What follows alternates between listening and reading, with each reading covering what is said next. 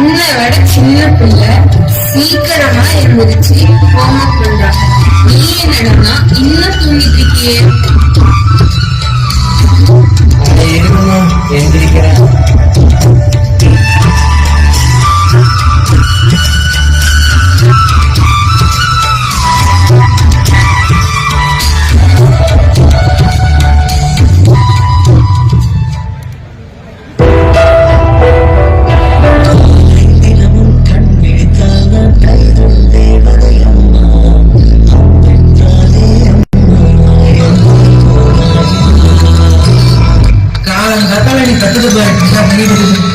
படிச்சு ஒரு நல்ல மார்க் வாங்க முடியலன்னால காலையில எழுந்துச்சு அம்மா பாட்டு வேறையா?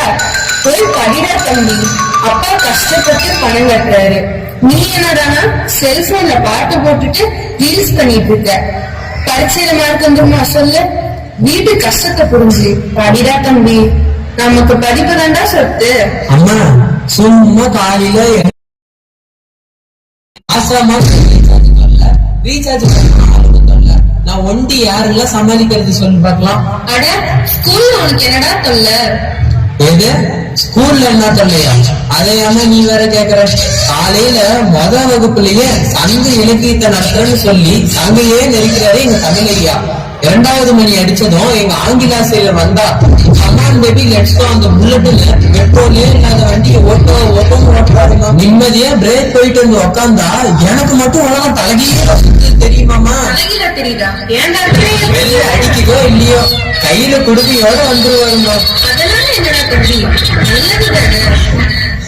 உன்னை பார்த்ததும் வீட்டுல அப்பா எப்படி குடுக்குறாரோ அதே மாதிரி அறிவியல் வாத்தியாரை பார்த்தாலே நானும் குடுக்குறேம்மா. என்னடா நீ அறிவியலை இப்படி சொல்ற? இந்த உலகமே அறிவியலை அடிப்படையாக கொண்டு முன்னேற்றம் அடைவதுதான்டா. பசி, வறுமை, எளிமை, துன்பம், துயரமே தன் வாழ்க்கையாக கொண்டு ஒரு முன்னாள் மாணவன் இந்திய நவீன உலகின் மாபெரும் விஞ்ஞானி அப்துல் கலாமை உருவாக்கியதும் அறிவியல் தாண்டா.